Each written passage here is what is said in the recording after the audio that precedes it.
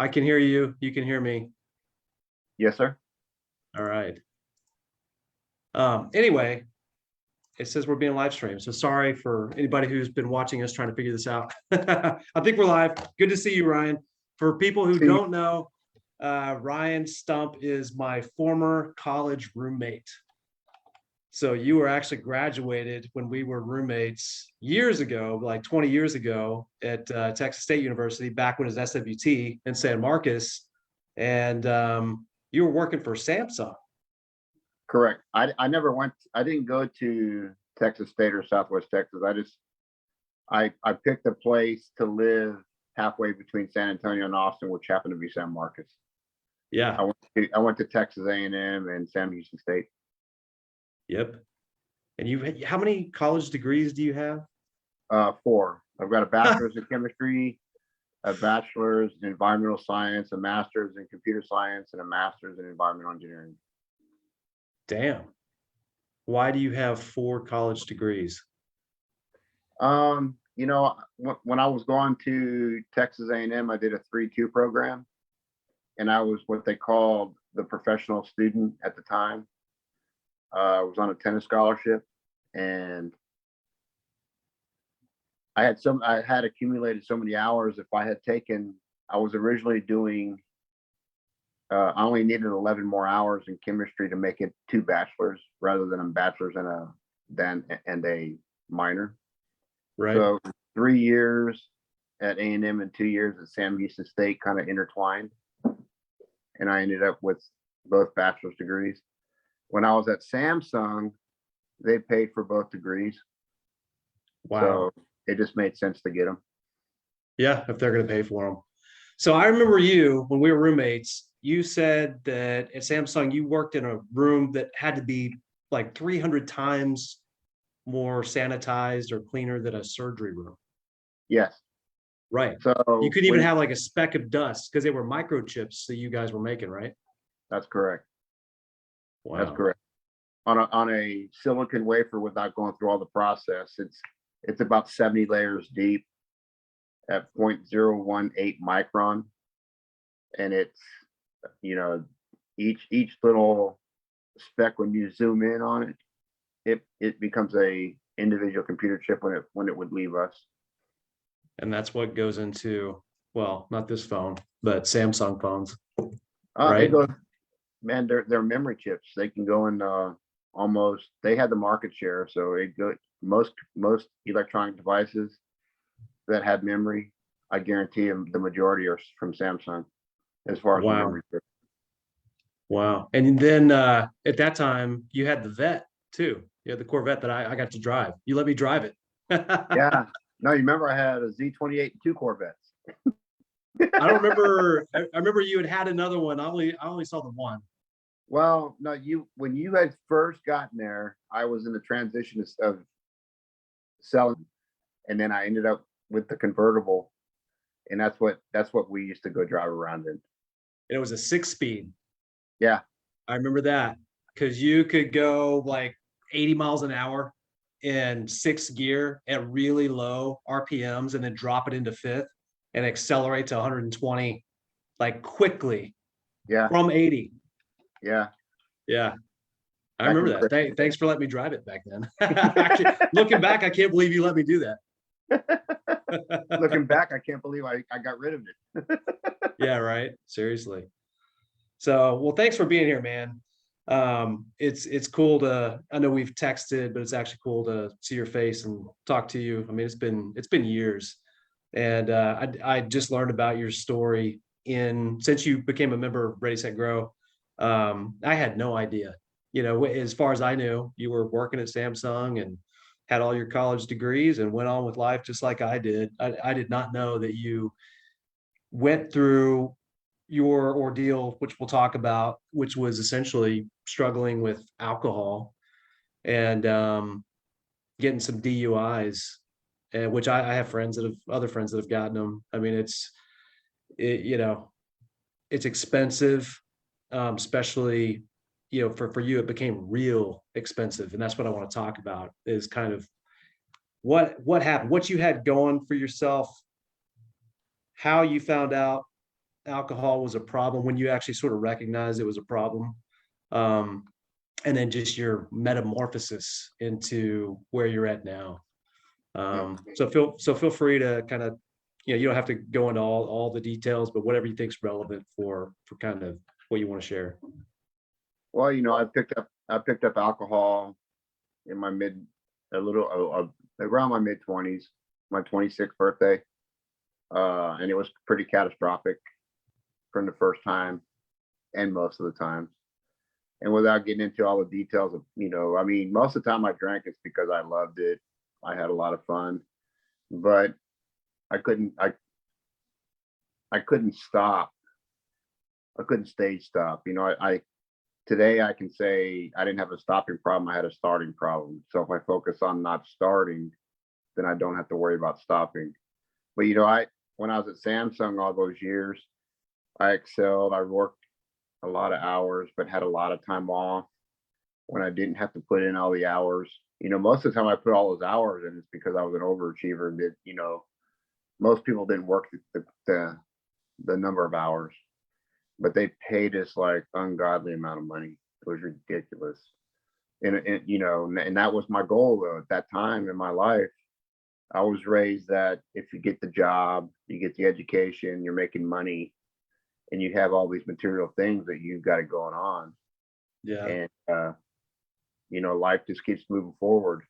But, the alcohol got the best of me.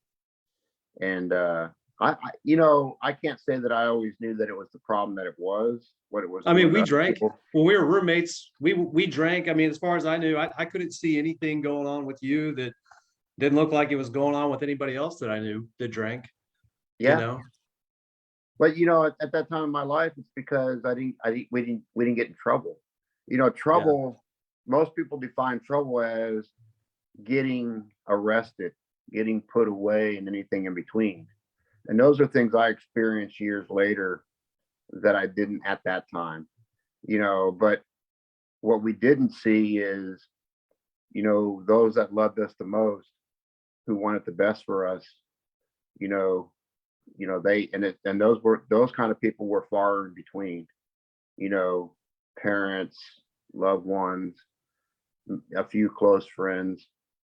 They're the ones that were more affected by it because they just, they saw it as me hurting myself, and I didn't see it that way because it didn't stop me from working. It didn't stop me from doing anything. But a few years after you went on and I went on, I ended up getting married and had a biological son. And in the end, he was the victim of my choices. And without, all those details, just, in 2010, I had three DWIs in 100 days, and I drank 3 times during those 100 days. When I used to drink, I don't know, I've drank thousands of times in my life before that, and never really got in any trouble, And so they offered me a long-term 10 years probation and treatment. I'm like, I went from corporate America to that extreme in a short period of time, but it was developing over a long period of time. I don't know if that makes sense. And so I told him, put me away. And I had to go through that process. And it doesn't mean that that's what I wanted, but that's what I needed. And so, that's where I found God. And I'm not no Bible thumper, but I can tell you that I know God. I don't believe God is real. I know God's real because I've come out on the other side. And I mean, the person that I am today, even though I'm a bit older, this is the best I've ever felt in my life. This is the best that I have, like, really good balance in my life with some imperfections, but it's the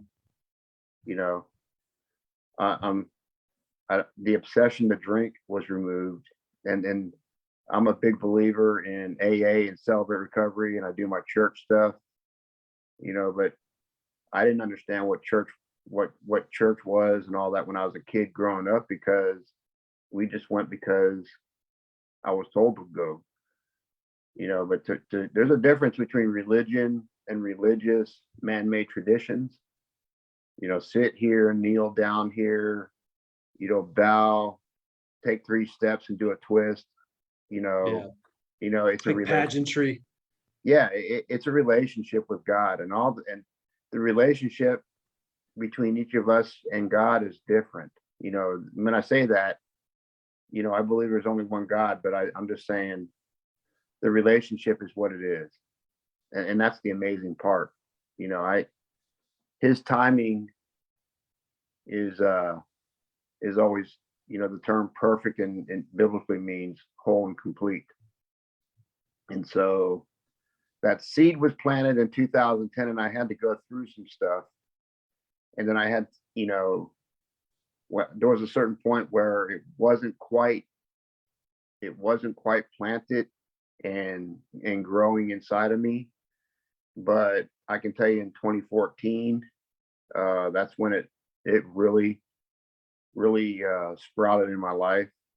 And I knew, I just got blessed, man. I had to go through the Texas system, and I've seen 92-year-old millionaires that, from judges. I've seen some military veterans, and the system is made up of a lot of veterans. It doesn't discriminate. Alcohol and or drugs, addictions take us down, and Texas has a place for each and every one of us. You said you've seen 92-year-old millionaires? Yeah, so there's a guy. Have you ever heard of Wingers Barbecue in Houston area? Uh-uh. Well, the founder of that, he was 92 years old. I'll never forget it. In 2011, I met him at the Bradshaw unit, and So he was in jail for drinking? No, but he had been drinking, and yeah, I mean, he had manslaughter. Yeah, Really? yeah, and he couldn't buy himself. He couldn't buy himself from getting put away. And he was 92? 92 years old at the time. Yes, sir. Had a 20-year sentence, a fresh 20. A fresh 20. So he had just gotten arrested. He had been arrested 2 years before that, but when he fought it, he ended up going to trial and got 20 years. So he's most likely going to die in jail. Yeah, I don't even know if he's still alive. I'm pretty sure. I mean, now he'd be 103, 104. Man, that's the thing about life. I had kind of my ducks in a row. After I graduated, I went and worked for an energy company. I worked for Constellation Energy, and I did pretty good. I made 6 figures out of college, which I did not expect with my Bachelor of Arts degree. And I had paid. I think I had an Acura was my only debt, but I didn't have any credit card debt. I was doing all right and thought I was super successful. And it's funny how all of the hard lessons that I learned came after that. How we get to a point where we think we sort of know what we're doing and kind of have life by the tail. And then we go through some things, then we learn, right? And so that story is really interesting to me about the 92-year-old guy, because he's pretty much checked all the boxes in life, right? He's done it all. He's been probably living his way however he wants for years and years and years, and still, alcohol, I guess, in that situation came to bite him. I never had a DUI. I never really missed work or anything because of alcohol. When I decided to quit drinking in 2021, I actually was drinking less then when I decided to stop than I did years ago, back like a long time ago. Yeah. But it just got to a point for me that I thought, I want to hit the brakes, just pause this for a while and see how my life might be different. And as a result, I've decided to continue. But Yeah. I've had friends who have struggled with it. Yours, it sounds like it really accelerated, and that can happen to anybody. It can happen to anybody. I mean, maybe it would have happened to me. If I had just decided not to take a break and fast forward 5 years, who knows? But So you were in jail twice, right? You went for a while, got Mhm. out, and went right back. Yeah, I did 2 years and 8 months. And then I was out 16 months, almost 17 months. And when I picked it up, I had a DWI in 7 days, and they were coming at me with 15 to life. Really? Yep. And I'll be honest with you, Jeez. Scott, that didn't scare me because I already knew what to expect. And so, but my first time down, I became a certified paralegal, and that's what I did to keep myself busy as I helped guys, and I got pretty good at it. But the one thing I didn't do is help myself. And so, I'm a firm believer that, before you can help others, you got to be able to help yourself first. Yeah. And I don't mean that in a selfish way. What God has done in my life is he removed the obsession to drink, and it was a process. I went to Celebrate Recovery, and it helped me put the scriptures where for each step, right? And this is just for me. I don't mix the two. The beautiful thing when that happened to me, I realized that it's a divine program. Even though I've always heard that, I had to see it for myself. It's more than just it's more than just not drinking alcohol, for the real alcoholic. And there's a lot of people who are just problem drinkers. But I could stop for long stretches, but I couldn't stay stopped. Yeah. And if I really put my energy to it, I could, and somebody challenged me, I could say, okay, I'm only going to have two. But once that seed is planted back into my body, it becomes a mental craving. It becomes a physical craving. And so, because then I'll be thinking about it all the time, and it that's just my pattern. I don't. For me, alcohol abuse is people who sit there and drink half a beer, and I'm thinking to myself, that's abuse. Drink the damn beer. That's alcohol abuse for me. But I we went and we went out with some friends last night, some real estate friends, and we went to a place and listened to a live band. Everybody's drinking except us, and that was Yeah. okay. Yeah. We still get out and do things. I have more fun doing it, and Jackie and I, we both look at each other, man, just going, well, it's about time to leave. Yeah. Isn't that But funny? it's not because we think we're going to do something. It was more like I can remember partying until 3 o'clock in the morning, getting on the recliner, sleeping until 5, a couple hours, and going to work. Yeah. And I could do it. Yeah. And it's not about can I do that now. I'm just not the same person I used to be. Yeah. It's like, why would you want to do that? So, but AA, and Celebrate Recovery, I don't do it as often as I used to. They just don't offer it very often. But God put those people in my life at that time to help me understand that it's all divine. And what another person says about it, that's none of my business. I can just do my part. But this is the happiest I've ever been in my life. Good for And you, man. I've got a great job. On paper, I don't deserve it. To a lot of people, how can you get that? And all I can say is it's all due to the man upstairs. Yeah. There's a lot of powerful scriptures. I've read the Bible. I've read a bunch of secular success books. This group, Ready, Set, Grow, is not a Christian group per se, right? I don't have a religious motive. Yeah. It's not like you said, you're not a Bible thumper, but I do think it's interesting that so many of the success books that I've read, the principles, now that I've read the Bible, actually come from there. I mean, it's just congruent, Well, I'm not of any religious program either. It's all spiritual, bro.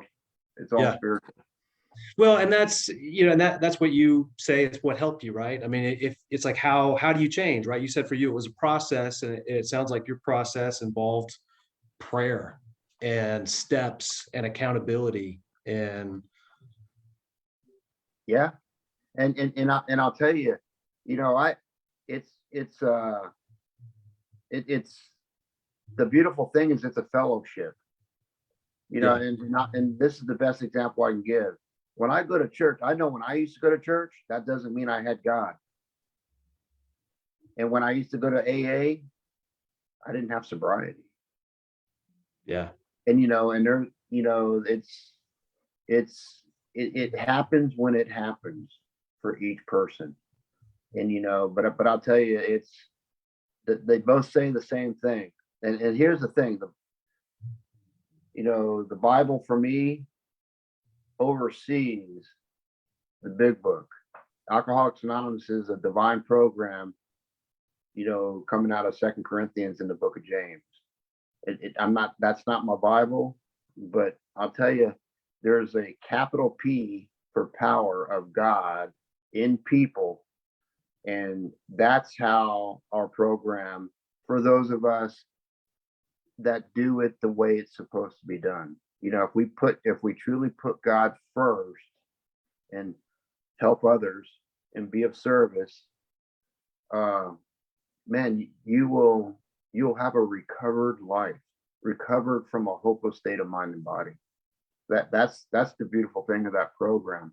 And there's doctors out there, there's different medications, you can go to treatment.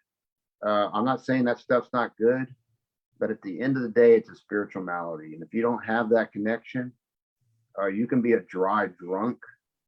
But I and several people, and you'll hear if you go long enough,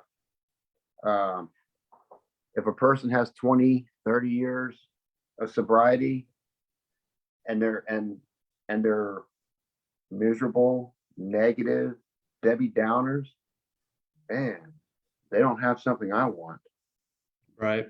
You Yep. know, and so it's not about just being sober, because I mean, listen to yourself, you haven't drank in 15, 16 months. So I mean, I'm the same person drunk as I am sober if I don't have that spiritual malady.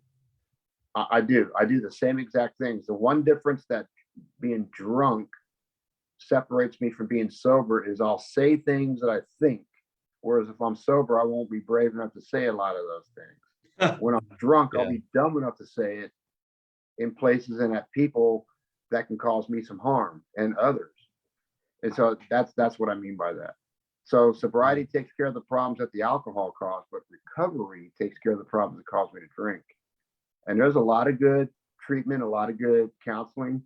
All that stuff is great stuff. But at the end of the day, once you implement that with, if a person has an addiction, if you implement that with the 12 steps and you really do it with a sponsor or spiritual advisor, whatever term you want to call it, that has gone through this, and you do it and you read the book together and you pray together, and then you go off on yourself and you pray and you sponsor other guys, man, it's just giving back.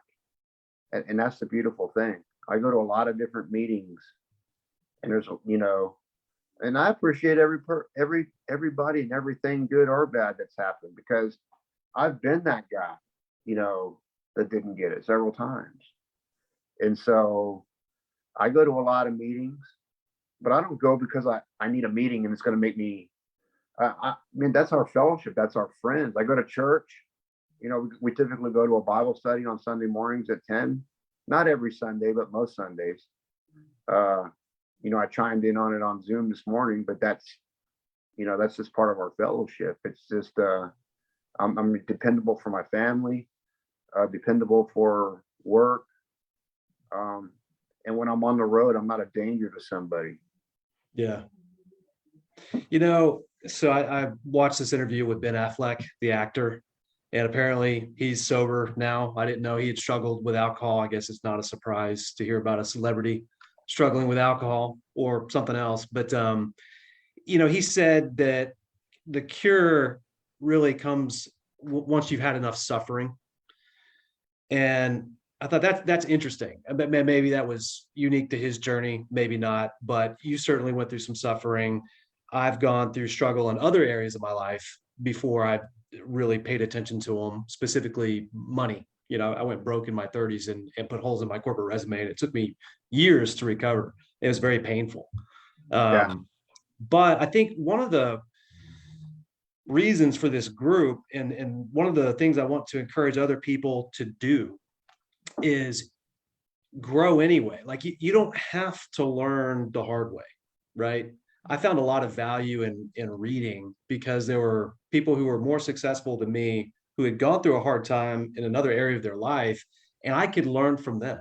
I didn't actually have to make all of their same stupid decisions, even though I've made plenty of my own, to have some takeaways and to apply them in my own life and to grow.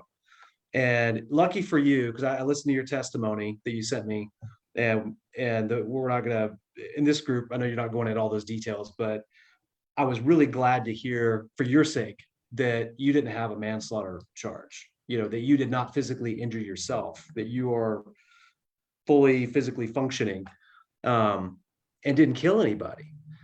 And for people who are wanting to explore other ways of life, that might be beneficial, they think might be beneficial. My message is do it, like explore it. Like don't wait till you get a DUI to explore sobriety, right? You may not drink too much at all. You may drink in moderation, but what would your life be like if you didn't drink at all? You might not like it and you might go back to drinking, and that may be okay for you, but you don't have to wait to suffer to change. And like I said, you can grow anyway.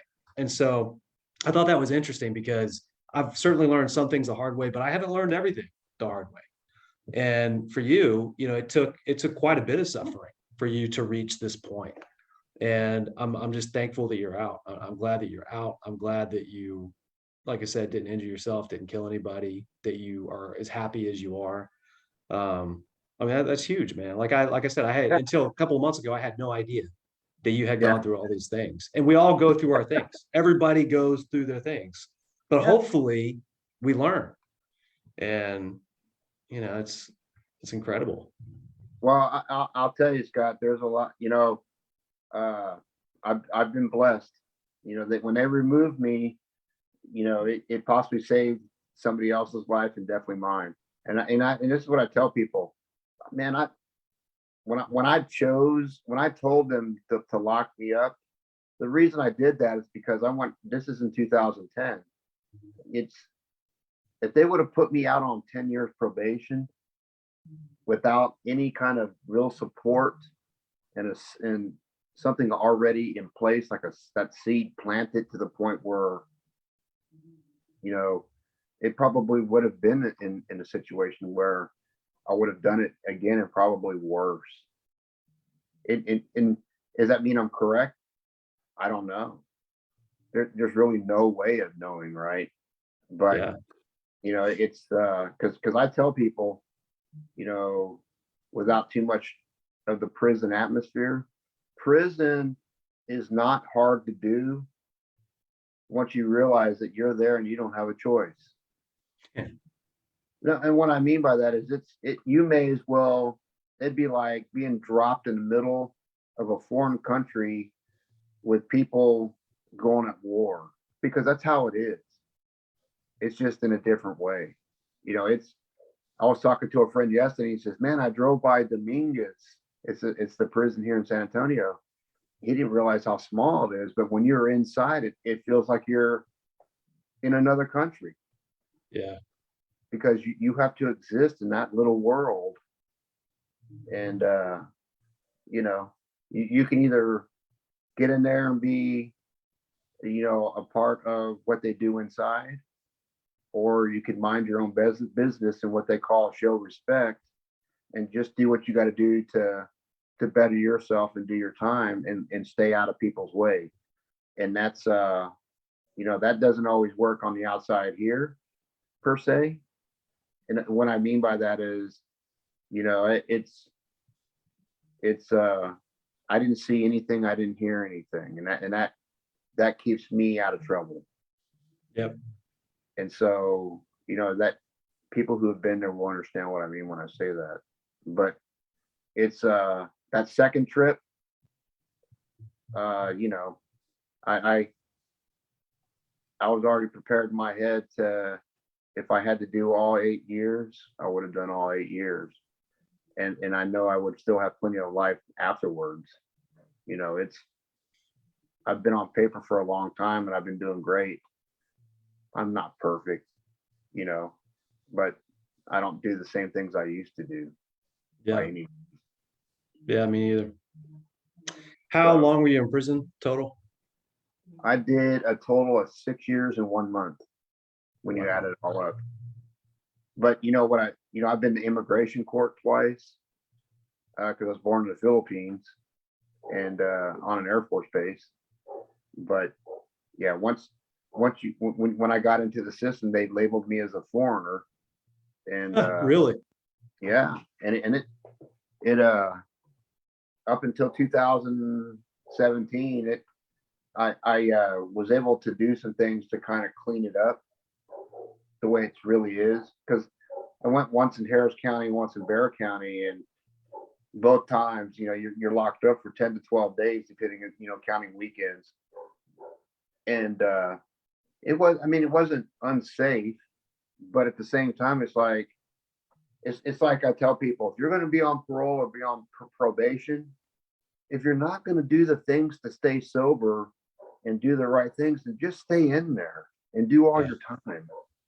That way, when you get out, you don't have, more than likely we get caught again, because if you get caught, that doesn't mean you're very good at it. Yeah. If I do it 1,000 times and only get caught 3 times, I think, well, 99.7% of the time I didn't get caught. But man, that 1% is what kills us. Yeah, or somebody else. Or somebody else. What do you think? Why do you think you accelerated so much after so many years, where you just like went right back so fast? You talk about before I went down the second time? Yeah, because it sounded like you got a DUI super quick right after you were released. So when I got released, I was clean for 16 months. I was doing my AA stuff in my church, and I started working, and then I grew in the company, and I was making 6 figures. And I stopped doing my AA, and I stopped doing my church stuff, because I thought, well, man, I'm doing really good. And so that old, just like when I gave those scriptures, when I spoke last, the Matthew 12:43-47 basically says, when you cast out that spirit and you clean house, it goes wandering looking for somewhere else to land, right? But then it comes, if you don't maintain that house, then it comes back 7 times stronger, and that man's life was worse than ever. That was me. That's what alcoholism was for me.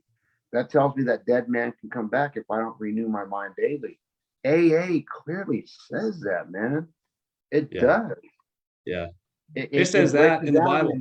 It It says that in the Bible. It says, Yeah. be transformed by the renewing of your mind.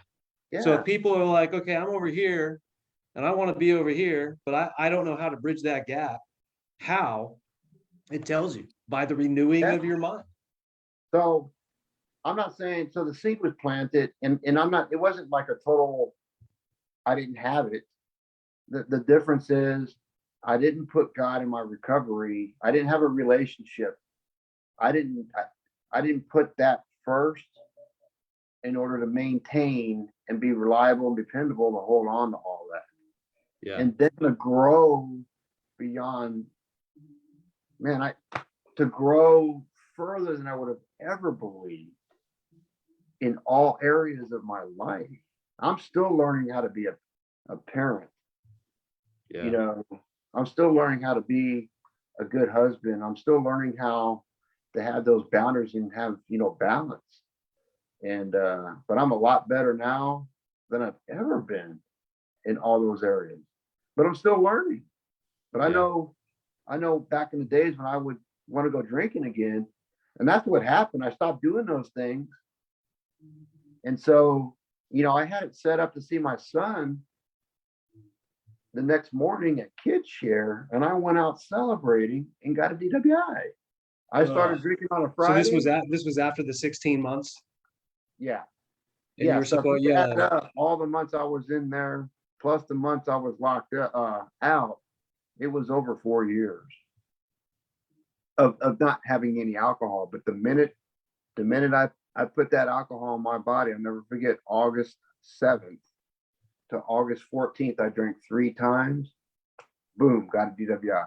yeah. And then you went back to jail for how long? 3 years, 3 months, and 13 days. Jeez. Some people would want to kill themselves, or give up or just surrender and just think, hey, this is it. I'm a loser. How could I do this? How could I do this to my son? You know? So Yeah, your story to me is very inspirational because you went back after getting back into a good job, going for a long time without drinking, successful again from the outside looking in.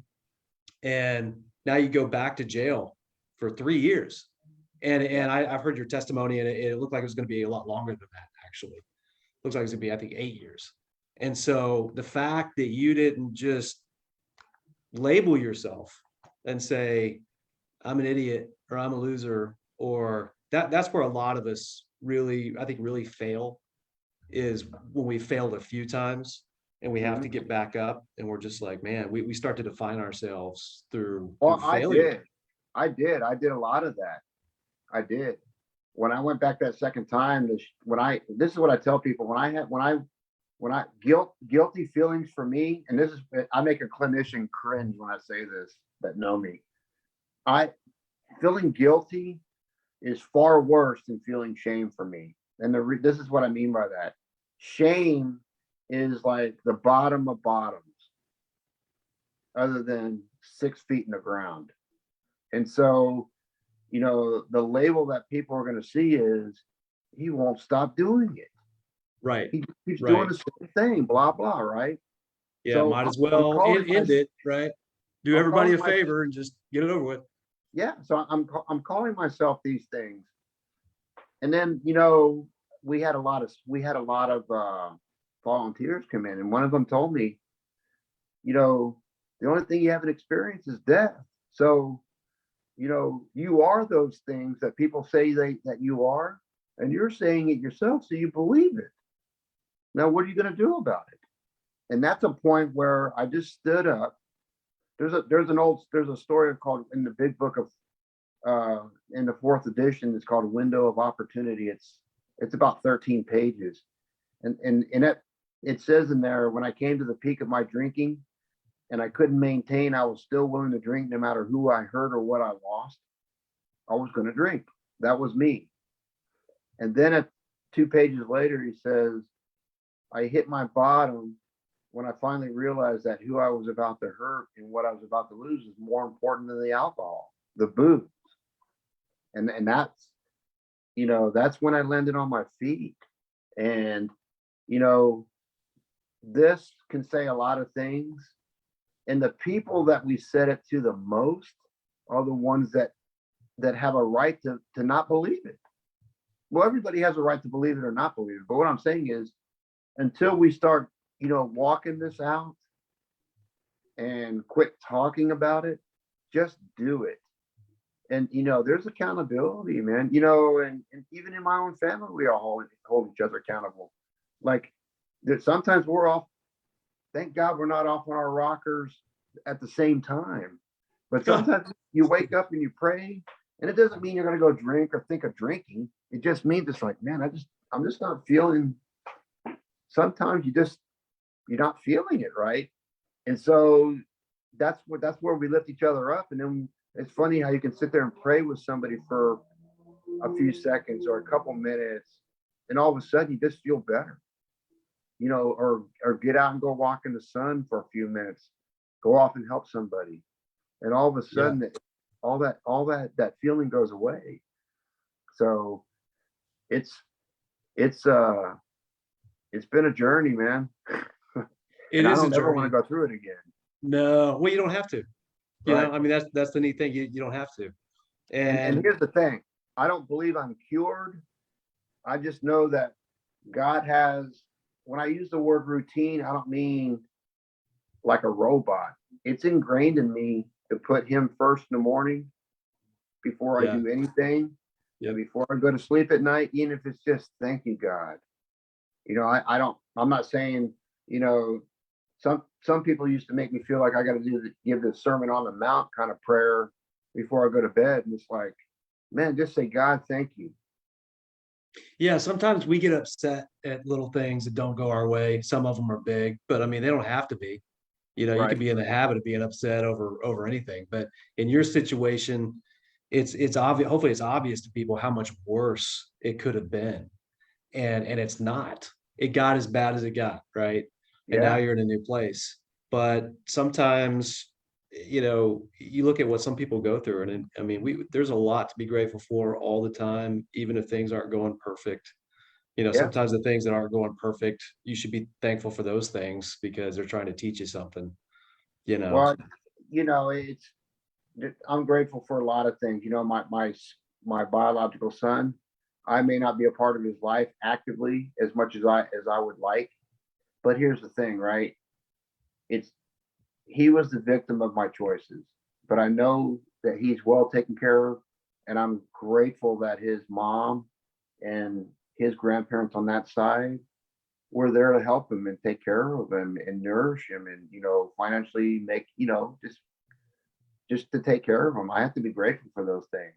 It doesn't mean that we all get along and that God hasn't mended all those fences yet, but I've got two stepdaughters in my life, 16 and 23, and we've been a huge uh, blessing to each other, you know. And they're I'm not a replacement, and they're not a replacement, Right. but I get to be a part of their life and be a provider.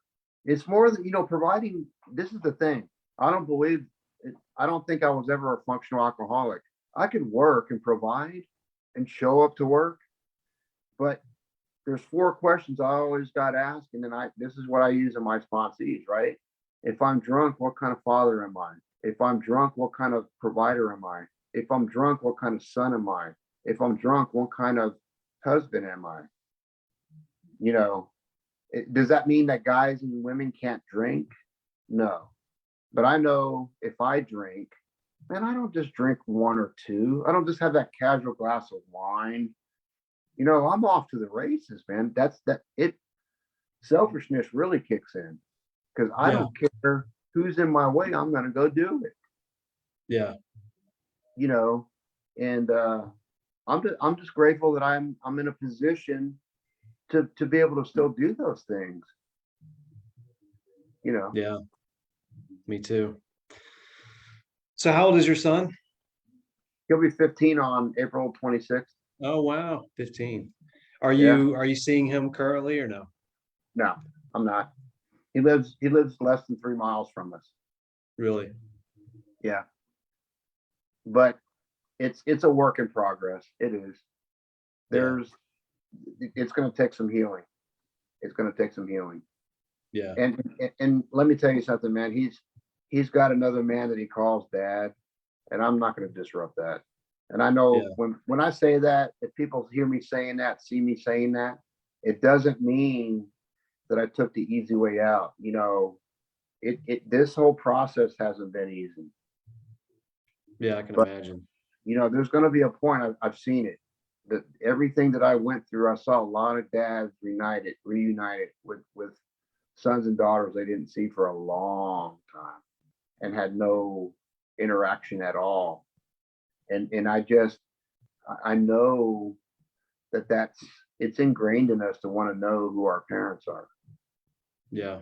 And Jackie and I, we have some things in progress in preparation to to be a part of that when God brings that time.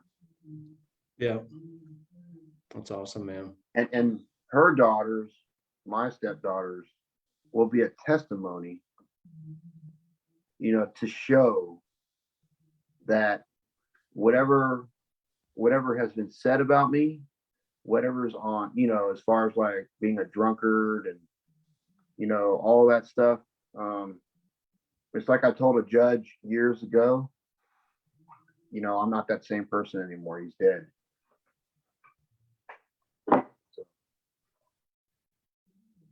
Well, man, I really appreciate you being so vulnerable, right? Just coming out. There's power in what you're doing. There's power in sharing your story. Um, I made a decision to pause alcohol and go on another lap this year. I don't have anything against it. I know some people have struggled. Some of my friends have had DUIs. You've gone through what you've gone through. Some people are in prison for life, but I would just, I wanted to have your story in the group because it's transformative. It's incredible, really. And I love success stories. Like, I love them. I'm so happy when people succeed in whatever it is they're trying to accomplish. And your story is wonderful. And what's wonderful about it is you are where you are now.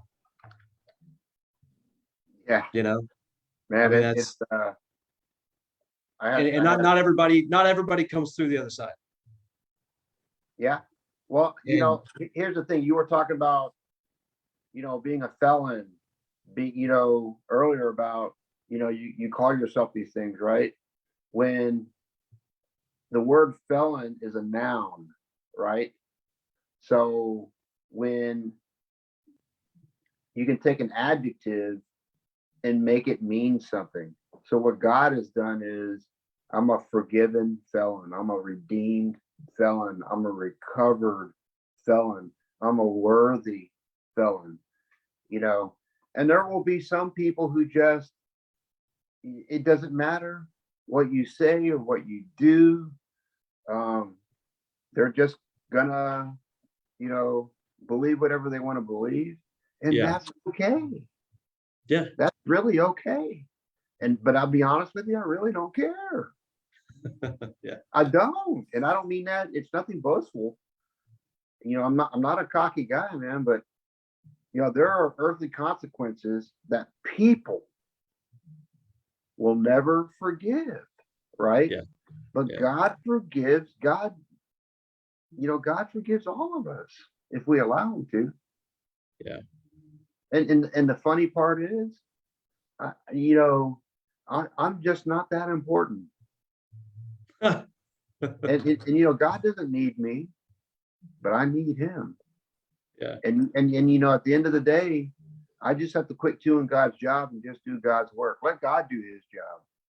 And there's a lot of us in all levels of life, in positions and not in positions, that we think that we're God.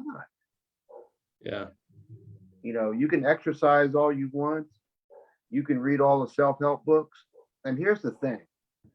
The physical, mental, and the physical, mental, and behavioral axis can be measured, but the spiritual cannot be measured.